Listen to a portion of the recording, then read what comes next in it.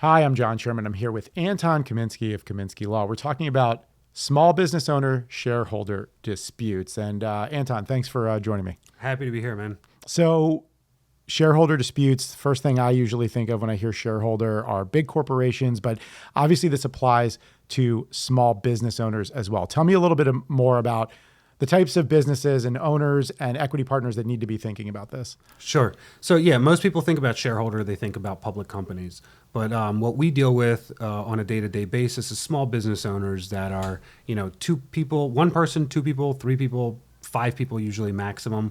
Or there's a different direction that you can go in altogether where it's one person that's the operator and then they have a bunch of investors. So let's give folks an example of something tangible. So let's say we have a small business with 3 owner partners, right? And you'll explain a little bit more about the terminology, how that might work. And what's a typical shareholder dispute you might see in a situation like that? And what do you need to know up front? Okay, so when you have a small business, most of the time it's 2 or 3 people involved, maybe 4. And usually people split their ownership interests equally. So if it's 2 people, they'll be 50-50. If it's 3 people, they're all 1/3 each. If it's 4 people, they're 25% each. And so what we see most often is either in a 50-50 context where the 2 people can't agree on how to proceed and now they're kind of fighting about it, or in the 3 to 4 owner context where one of the shareholders is what's called a minority shareholder, so they own 25% or 33%, and the other people are ganging up on them. Okay, and so let's use that as an example. Let's run with that. So let's say our client is the one being ganged up on. So they're the minority partner in that situation because the other folks, because they're in agreement, right? They're combining their ownership. Is that right? Yeah. So what you will typically have, and again, I want to start off by saying that this is not specific legal advice. It's for informational purposes. We're just using hypothetical examples. I would always go to a lawyer with your specific situation because different facts can be different for each person. But let's use that example, right? So you have, let's say, 3 people, and the 2 of the people are ganging up on the 3rd one. So a normally operating company will typically have annual meetings or at least some sort of regular meetings. In today's day and age, we're doing it informally. We're doing it on cell phones in a WhatsApp group, right? And it's your operational group, and that's where you make decisions. But let's just say that one of the people has something that they want to do, and the other 2 people are just refusing to do it, right? And so they're voting against that person, or vice versa. That person, did something that those other 2 people don't like, and now those 2 people are either trying to push that person out, buy them out, or just lock that person out of the company altogether. One of the things we see most often is the person that is that 33% owner, that one owner, he's been completely or she's been completely shut out of the business, right? So they're not giving this person any information. They basically said, okay, you're 33% owner, shut up and sit on the sidelines. We got this, right? And so the person will come to us and say, what can I do? I'm kind of stuck in this situation where I own this company. These people are doing something I disagree with, but I have no say. Let's give some specificity around this, right? So I've got these 2 partners. They're not in alignment with the 3rd. And what's an example, like maybe buying a piece of equipment or selling the company? Like what are we looking at here that could be a potential dispute issue? Sure. Selling the company is usually at the end, so it's not something like that. And it's usually not as simple as buying equipment. It's usually centered around the operations, right? So let's just say there's 3 people. And, one of the people is kind of the CEO, so to speak, right? They've been running the day-to-day operations. They do most of the things. The second person's maybe a marketer, right? And that marketer is handling, calling people, bringing in clients. So they're a rainmaker, so to speak. So they're helping generate money for the company. And so they're really needed, right? And that 3rd person on day 1 when they started, that 3rd person was the office manager, right? They kind of just helped around the office with anything that was needed.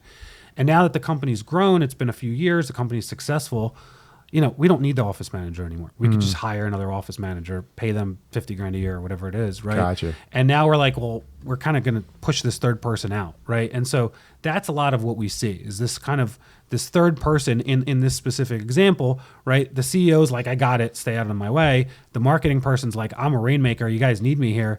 And the 3rd person's like, what do I do? And they're like, well, if you're not working for the business, we don't want to pay you a salary. We're going to take a salary ourselves, but you're not getting a salary, right? And you'll get your 33% of the profits, but what they wind up doing is making sure that the business has no profits. Got it. Okay. And so when something like this happens, so now this person that's obviously disgruntled and being pushed out of the business is coming to you for help. What are the first things you're asking them?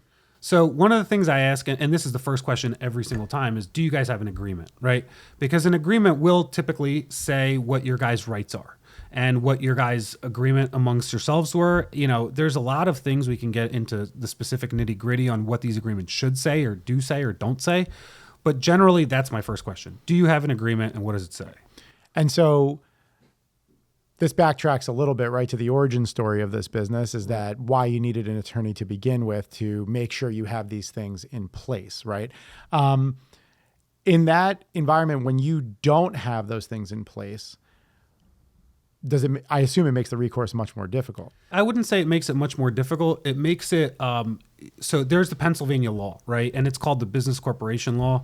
And what happens is if you don't have an agreement, it defaults to the law. And so that's really when you want to get a lawyer involved that knows how to kind of operate within that law, because there are certain requirements and there's certain things that you can do and there's certain things that you can't do pursuant to that law, even if you don't have an agreement.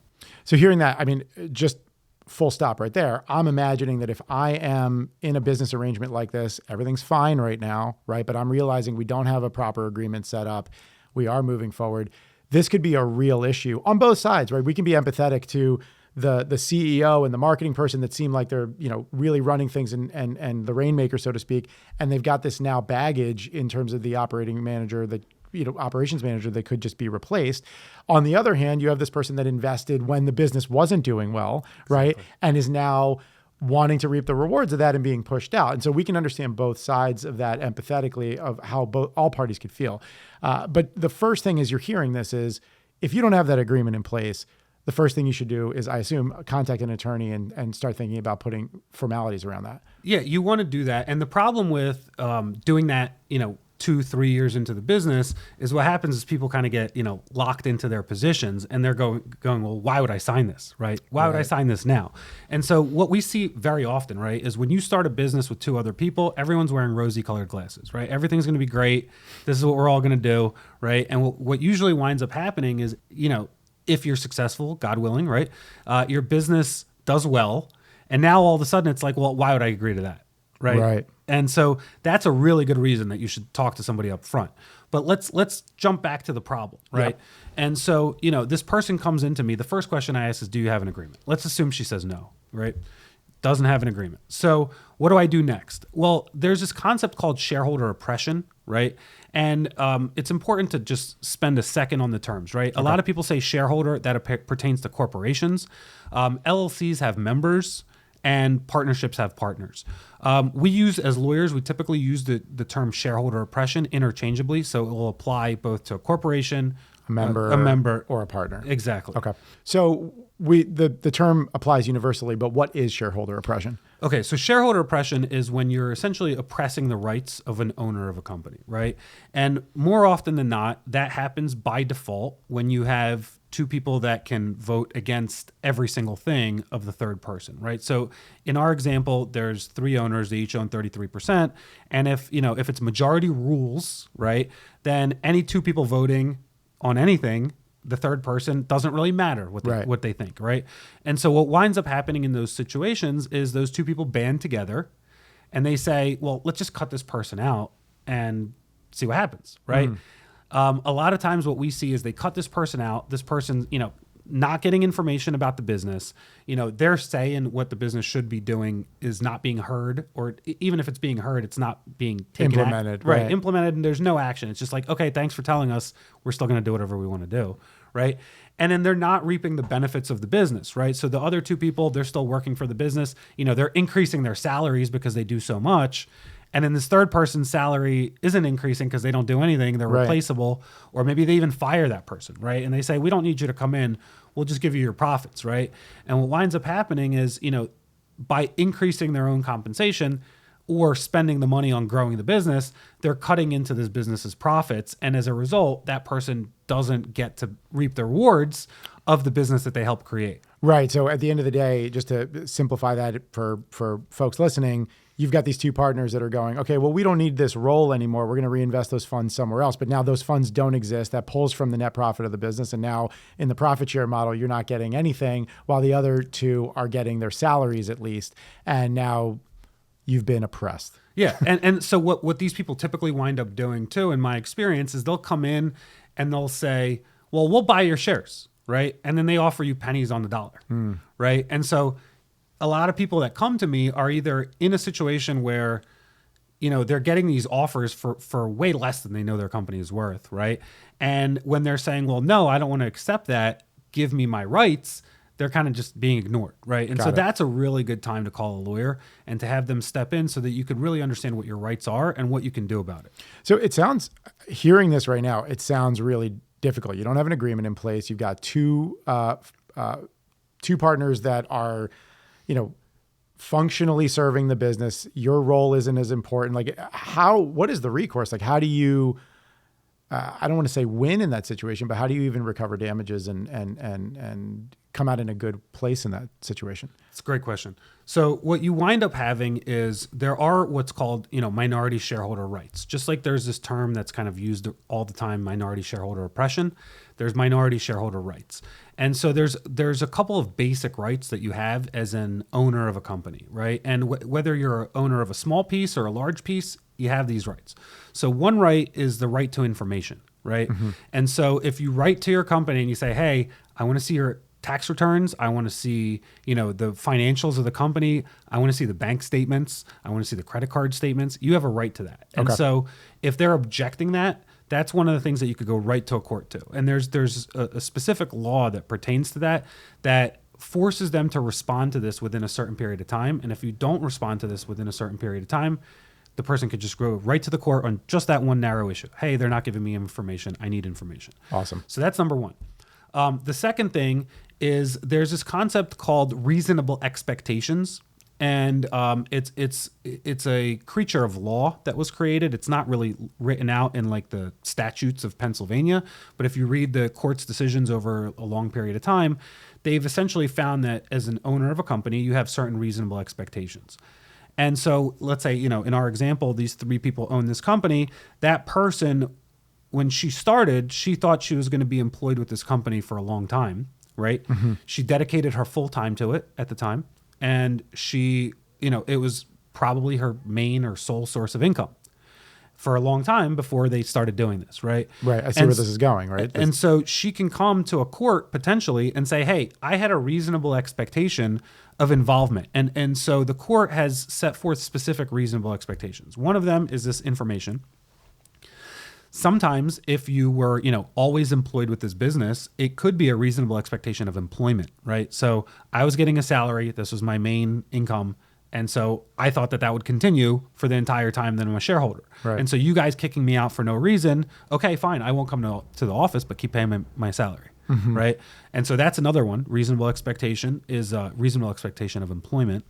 And then another one is a reasonable expectation in say in management, right? And so, if you guys are having meetings without me and just making decisions without me, and I don't even get called for that meeting, well, my rights there are being oppressed. At a minimum, I should be heard, right? I should know what the company's doing. I should know what decisions are being made, and I should be heard on these decisions.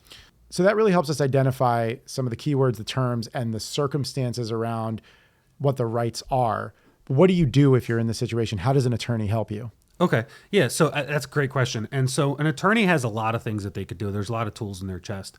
Number one, and again, not specific legal advice, but this is something that, most attorneys would want to try to do. Number one, when somebody's making a demand, like a minority shareholder is asking their partners for something, or their, the other owners of the company, when they're asking for something and they're asking for it informally, it falls on deaf ears a lot. So number one, having a lawyer send a letter and making it official and saying, hey, pursuant to whatever rule, this is the information I'm asking for, and your conduct constitutes minority shareholder oppression. Putting that in writing a lot of times to people at least gets the ball rolling. Right? It just adds weight, right, to what you're doing. Of course. And the second you use that word pursuant, I feel like people immediately just drop their, Yeah. The pursuant is big. Just a jab to the nose with pursuant. Right. Yeah. Exactly. And then so that's the first thing, right? The second thing is if you're not getting anywhere, like let's say you send a letter and they just ignore it, right? Sure. They just don't do anything. Well, like I said earlier, you have the ability to just go to the court to ask for certain records, right? When you do that, Again, that perks people's ears up because now they have to respond. They have to hire a lawyer. They got to do something, right? Because if they don't do something, again, problem, right? And just really quick, not to go too far on this, what is that problem? Like, what's the recourse? I ignore this. It goes to the courts rule. Like, are they starting to garnish wages? Is there like, what happens in that situation if I just choose to ignore this problem? You're getting ahead of me. Okay. Let's go to the records for a second, right? Let's say I get the records. Now there's a court order that makes you give me the records, right? And if you don't give me the records, I could hold you in contempt of court, right? And so it escalates a lot more than a business owner might want, especially if you think that maybe you're in the right as the majority, right? The third thing that you can do, and this is, in extreme cases, is let's say they stop paying you your salary, but they're paying themselves a salary. They locked you out of the business just altogether, right? They turned off your email, they turned off your access to the servers, whatever it may be. You could go and ask for what's called injunctive relief, right? And injunctive relief is a complicated concept, but it really basically says, dear court, I want you to keep things as they are while we resolve our dispute, right? Got it. And so what you want to go in and say, hey, until they started oppressing me, I was getting a $60,000 a year salary. I had access to the emails. I had access to, what the business was doing, to the records, things like that. Going to meetings, all those different things, right? And they've cut me out of all that. And so I want to sue them for doing that. But while I sue them for doing that, I want an injunction. And that means essentially a restraining order, for lack of a better word, to put me back where I was, right? And so I want my $60,000 a year salary restored. I want my access restored. And a lot of times if you're doing that early on, and most people don't do that early on because they don't go to a lawyer, they kind of fight for a while, right? And they get locked into their position.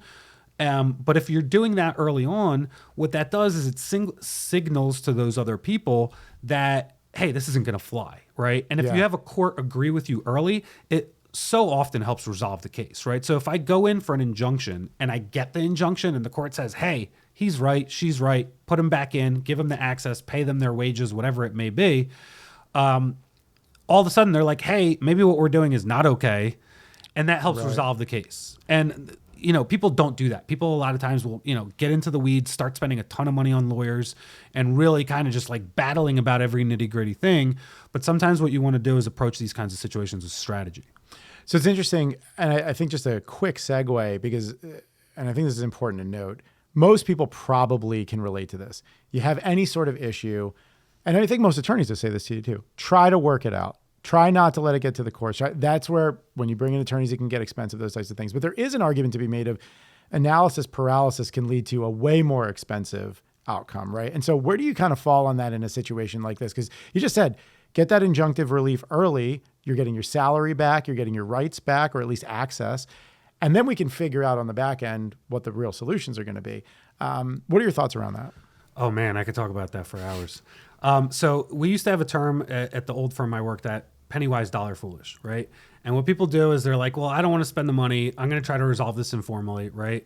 And that almost empowers the other side, right? And what I've found, and I've seen it way too many times, is that the longer you wait to enforce your rights, the more egregious their conduct will become. And so what people are going to do is, they're going to empty bank accounts, right? They're going to just cut you out in a way where they tell, your own customers and your own business relationships, hey, this person's not with us anymore. Don't answer their phone calls. Don't talk to them. Wow. They get to paint the narrative. And I think in those situations, if you are being oppressed, having somebody else paint the narrative is a huge disservice. And so time is in the favor. You learn this in law school. Possession's 9/10 of the law, right? And so the person that has the thing in their possession, it's much harder to take it from them, right? And so now these two people in our example are in possession of the company. They're in possession of the bank accounts. They're in possession of the bank records. They're in possession of, the decision making, and they're in possession of the clientele. Right. And so now you're kind of this person from the outside trying to throw stones. And the longer that you wait, their glass, their windows turn into stone walls, and those walls get higher and higher. And so they get to entrench themselves while you wait. More deeply while you wait. So I imagine this stuff doesn't happen with a snap of, a flick of the wrist, and all of a sudden tomorrow you're locked out. It usually is a progression thing. So what would you advise somebody who's seeing these things unfold? When's the right time to call an attorney? I would do it sooner than later, right? For instance, we do free consultations on these kinds of things. Call us, talk to us, tell us what the situation is. We can, I don't like to give legal advice over the phone, Sure, but we could at least give you a strategy or a game plan, right? And you're a little bit wrong on that though, because I do see people do this at the drop of a dime. We actually had a case where it was like the first of the month, right? And on the first of the month, the guy decided I'm going to shut the other guy out from everything. Wow. Right? And it's like he came to the office and it's like, sorry, you don't work here anymore. Right? And so he was smart enough to, reach out to us within days of that happening. Right. Right? He tried to resolve it informally. He saw that the guy was offering him pennies on the dollar and he's like, no, I'm not doing this. I'm going to a lawyer. But a lot of times people don't do that, right? And they wait and they go, well, no, let me counter with something. And they take their time. And again, the longer it takes, the more the majority is able to kind of entrench themselves. So I think it's probably more difficult to pinpoint if you're going in a gradual situation. But again, if you have almost the benefit of somebody giving you that answer so quickly, the doors are locked, your next call needs to be an attorney, and you're not going to solve that problem by talking it out, right? If someone's acting that aggressively towards you. Yeah, and one other thing I would suggest to people, and when you're looking for an attorney that does these business disputes, and I've seen this too a lot of times, right? People call their family friend, hey, my family friend's an attorney, talk to them, they'll give you a strategy. What winds up happening is a lot of these attorneys, they don't do this that often, right? They're an attorney that does, something else, whatever that is. I'm not saying anything bad about any specific attorneys, but this isn't what they do. It's not their area of expertise. Right. And so they'll kind of give you a game plan and they'll kind of string things along, or they'll write a letter that doesn't hit right to the point. And that actually fuels the entrenchment, right? Because you have an attorney, if I'm on the other side of this and I get a letter from an attorney that doesn't know what he's talking about, I just tell my clients to ignore it. So when we're thinking about these shareholders, we've heard a lot from the perspective in this episode about the minority shareholder that's being oppressed, right? What about the rights of those that, in this example, are doing the oppressing, but you gave some examples. Well, what if the minority shareholder was stealing? What if they're not providing value? What are their rights? And you work on both sides of the legal ball, so to speak. So what happens when they approach you in this situation? Right. And that's an excellent question, because all of these situations, right, there's three sides to every story, right? And so you do want to put yourself in the shoes of the other people, especially if you're trying to achieve some sort of fairness, right? And law is all about fairness. So when the two people are doing this to the third person, a lot of times there is a good reason for it, right? A lot of times that third person feels like there isn't a good reason for it, but there is. Number one, and I see this all the time, right? So the business grows, right? It becomes this multi-million-dollar business. And then this third person goes, well, I'm going to stop coming to work, right? I'm just going to go on vacation all the time. Right. And I'm just going to sit on the beach. Just don't forget to send me my pay, right? So you're thinking about underperforming now, in that, right? Or just not performing at all, right? You just go, okay, this business can run itself. You don't need me here, right? And don't forget to pay me, guys, right? I put in my hours in the beginning, and now I'm good. I should be reaping the rewards. Yeah, right? And now you being in the shoes of the CEO that we talked about and the rainmaker, they're like, well, wait a second, we're doing all of the work, and this third person is doing nothing, but we have to split the profits with them 30-30. Right. And so that's a lot of the times we see that, right? And this person comes in and they just don't want to do anything, right? And so that's another good reason to have a good agreement, because a good agreement will give ways that person can be bought out, right? You want to set some sort of either performance standards or some sort of, minimum working requirements or something along those lines. Again, depending on the type of business that you have. Well, it's interesting because when we gave our first example, you were talking about the fact that there's kind of two revenue streams for everybody. There's the partner split of the profits, right? And then there's the salaries, right? And so in my head, I'm going, well, it's not a big deal. They go to the beach and they just don't get their salary because let's say they're the operations manager in our example, and we have to hire somebody to replace them, but they still get their third. But what you're kind of bringing up, which I think is important, is those two other partners are still growing the company. So that profit share is, while they're sitting on the beach drinking pina coladas, the business is still growing and they're still taking that third, which is also unfair, right? So just for our viewers to understand the sort of fairness of the situation. Yeah, and not only that, right? Sometimes you have people get resentful, right? And they not only do they not do anything, but they start to do things that are hurting the business, right? And so you want to also, and you said stealing's an obvious extreme, right? But for instance, our company's growing, we need to spend more money on marketing, right? And this person that doesn't do anything already is going, well, I don't want to spend more money on marketing because that's going to eat into my profits, right? And so they're kind of putting a damper on the business because they're holding it back from its potential, right? Right. And so you do need mechanisms to try to get rid of those people, right? Or you need mechanisms to at least be able to overrule those people, or, having a business purpose for the things that you do. So that's a great example of why you would want, why the majority might do this. Similarly, right, and just going along the same kind of business line is, let's say this rainmaker is doing all this business and bringing in all the business for the company. And then this person that's, disgruntled, the 33% owner that doesn't want to come to work and doesn't want to, do their fair share, right, they're now undermining this person's relationships. They're going into meetings, they're acting out in meetings, or, they show up late for meetings, or, they show up drunk to work. There's a lot of things that people could do that would undermine a business, and maybe they're talking bad about their business partner to the people that they're selling to. So as a business owner and as the operators of the business, you do want some ability to cut the person out if they're hurting the business, right? And a lot of times what winds up happening, again, if you don't have an agreement, is it turns into a huge mess. Right. And having an agreement for that purpose also is very important, right? Because sometimes, it's not as clear cut as you just stealing or not stealing. So what does that look like? I mean, we talked about, which I thought was a great, again, not legal advice, but option that you might introduce was, okay, well, in certain decisions, certain folks within leadership can make decisions, and in others, you have to have unanimous consent, right? What would you have something underneath of that? So it's like, I've got my unanimous agreement, but if it's proven that you're doing X, Y, or Z, you don't get to be a part of it. What does that look like? Right. And so usually you have buyout clauses in agreements, right? And there's a lot of different ways to skin that cat, but the buyout clauses are going to be something along the lines of like, if this happens, or if that happens, or if you don't do this, or if we can find that you're acting negligently, or if we find that you're, harming the business, then we can buy you out. And maybe we still buy you out at fair market value, right, but let's think about it this way, right? Let's say you are that 2/3, right? And this person that's 1/3 stops coming to work, right? And they're just sitting quietly on a beach somewhere, right? But the business is growing. So why would I have to wait a year or 2 years and let the business double or triple over that time and buy them out for 2 or 3 times as much, right? I want to act now. I want to get you out at today's valuation because either you're harming our growth or you're not helping our growth, and I want the avenue to do that. And either way, you're not entitled to that growth. Right. You shouldn't be, right? Right. You shouldn't be. Why would you be? That wouldn't be fair, right? So that, again, coming back and comes back to me of the idea of analysis paralysis and not waiting, right? You're seeing these situations.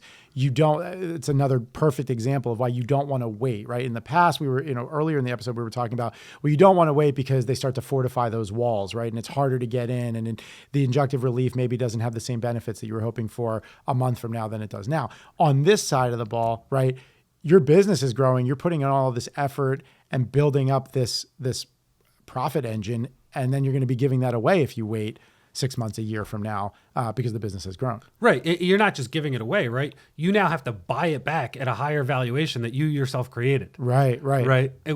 No thanks to this person. Right. And so, I mean, I think that's a great question. And I think that's a great approach is for the same way that you want to have a lawyer send one of those pursuant to letters, right? When you're the majority, I think that's helpful too. Because sometimes people just say you're fired, right? You get this email, it's a one-liner. It says you're fired, we're buying you out, right? And that gives them, the minority, the right to come to a lawyer like me and say, look at all this stuff that they're doing this wrong. They spin whatever tale they spin. But if you have a lawyer actually say, hey, here's reason A, B, C, D of why we're firing you, and pursuant to this is why we're buying you out, right? Just a shot pursuant in the heart. to paragraph 17B of our shareholder agreement, we're buying you out, right? Again, that carries a lot more weight. And now you're kind of putting your foot down and you're not letting this thing grow. And I'll tell you this, I've actually litigated this very issue is, you want the buyout to be at that moment. right? At the moment of that letter is when you want the buyout to be, the valuation. You want the valuation to be at that moment. And that cuts both ways too, because let's say you kick that person out and the company runs into the ground. Well, they're coming in and yelling, well, you owe me yesterday's valuation. Right. But the most of the Which time, you might not be able to afford to pay at that point because the company got it. But most of the time, and that, going back to the shareholder oppression thing for a second, that's another reason why not to wait, right? Because, they kick you out. And let's say you were the rainmaker and they just pretended that you weren't. Right. And then they run the business into the ground and now they can't afford. Nothing. Yeah. Now they can't afford it. And they took the money for themselves. Now they can't afford to buy you out. They have their cool house in Florida that you can't touch. And that's it. Right. Wow. And so, but going back to the majority, you don't want them to reap the benefit of, a year of kind of lollygagging. You want to send that pursuant to letter early. And you want to say, okay, we're buying you out at today's valuation, right? Let's trigger this agreement. Let's go. And go to a lawyer, go do whatever you got to do. Because if you don't, then we're going to do the opposite, right? We're going to involve the court. Maybe we file an injunction to actually kick you out. Now we do it lawfully, right? Right. And so now, there's remedies for a majority. There's a concept that we didn't get into at all. It's called this concept of fiduciary duty, right? Okay. And so the concept of fiduciary duty is, you have certain obligations to your company, right? You can't steal from it. That's an easy one. But you also have to act in the best interests of the company, and you have to act in the best interests of the other shareholders. So let me give you a quick example, right? You go, let's just say you have a business that originates insurance, right? And you go and somebody calls you for this huge insurance deal and you go, well, let me send that to somebody else, even though you're an owner of this company. They'll pay me on the side because I know that I'm only going to get 33% here, but I might get 50% there, right? So now you've breached your duty of loyalty to the company. While you're still a shareholder, you're now like undercutting the company's business. And so if you're in the majority and somebody's doing something like that, right, it's kind of like stealing, but it's not really stealing. Right. It's a breach of their fiduciary duty. And the Pennsylvania's law has a lot of really good protections for somebody that is the majority and the minority. It doesn't have to be majority or minority. It could just really be anybody. But somebody that's breaching their fiduciary duty to the company, again, you want to act fast. You don't want to sit on that. You don't want to lose deals. You want to get this person out. You need them out of the business. I imagine it's hard to. Is there anything recommendations you make on how to track for that, or like that's a hard thing to prove? I imagine, right? You'd have to either see emails or texts or something to know that, well, we just lost the business. It just happens sometimes versus, something more nefarious, like I'm sending it out to make more money for myself. Yeah, look, there's a lot. We could spend a whole, episode on this, sure. right? But the main things is, usually you would want some sort of oversight into emails, right? So if you're getting leads through emails, right? Somebody calls, Anton at KaminskyLaw.com, right? And then that lead winds up somewhere else. Well, how did that get there? Right. The other piece of it is most businesses, especially small businesses, especially like in this area, it's a small knit world, right? And so if you've been trying to develop a piece of business and it went somewhere else, you might follow up with that person and say, why did it go somewhere else, right? And some of those people don't have the loyalty to this person to say, to not say, so-and-so sent me that way. Right. And so you can find out that way. We see a lot of that, right? And sometimes it won't be necessarily new business. It'll be a relationship that you've had, right? And then they sell it down. And then that relationship leaves and you're like, well, why'd you guys leave? And they're like, well, so-and-so told us to go here. It's sometimes just as simple as that. So everything I'm hearing here comes back to analysis paralysis and avoiding that, right? If I and not waiting. So if I am starting a company, get those agreements in place. Or if I'm starting a company, don't buy cheap agreements that are boilerplate and template, right? Talk to an attorney. If I have the company, it's time to go back and get those agreements tightened up or get ones if I don't have them. And if I'm in a shareholder dispute, obviously every minute I'm waiting to talk to an attorney is a potential loss on both sides, right? Whether I'm in the majority and trying to get somebody out that I feel is not good for the business, or I'm in the minority and I'm being pushed out of a business and I feel it's unfairly. Yeah, I think that's a great way to put it. I think that, another thing for businesses as a whole, right? We're talking about the majority and the minority, but we're not thinking about the business itself, right? And the business itself is almost like another person, right? In Pennsylvania, or generally in law, it's considered another person. Right. And so litigation and these kinds of disputes, they'll run your business into the ground also. Right. Because now, instead of dedicating your time to being a rainmaker or CEO, you're dedicating your time to dealing with this, not sleeping at night because of this. You're fighting over email, you're writing texts all day, whatever Right. it is. And I tell my small business owners and I tell my clients, I say, look, we're the lawyers. Why don't you hand that off to us and go focus on your business, right? Right. And so in both situations, whether you're the minority or the majority, there is some relief, not just, analysis paralysis, but there is some relief and there's some value in being able to just say, okay, I'm going to let a professional handle this. I try to resolve it maybe over a course of a day or a week or, a month even, right? It didn't work out for me. Let a professional handle it and let me go sleep at night and focus on me or focus on my business. And I think that most business owners can relate to that because most likely they are, whether they're in the services space or manufacturing or whatever, they are an expert or professional in their space and they would expect that people buy the services that they provide, right? So it's like, you're not a lawyer, you are, but not this hypothetical person that's listening right now. Right. And in the same ways that you delegate certain functions and aspects of your business to other people that are experts in that space, you should be doing the same with especially your contracts because they can be the thing that will end up crippling all of this work that you've put in. Yeah, delegate your pursuant to us. That pursuant, man, that every time it just it's like, whoo, I can feel, a chill when you say it. So, Anton, thank you so much for taking the time to speak to me about this. I think there was a lot, a great information around shareholder disputes, understanding that this affects small business owners. It's not just relegated to these big corporations that we see, that small business owners are very much impacted by shareholder disputes. Have those agreements in place, have them made by an attorney that has the experience in the space, and don't wait. Yeah, and let me add one thing to that, right? We're talking very generally, we're talking informationally. Everyone's facts are different. Everyone's situations are different. The agreements that you have are all going to be different. You really want somebody to go through it with a fine-tooth comb.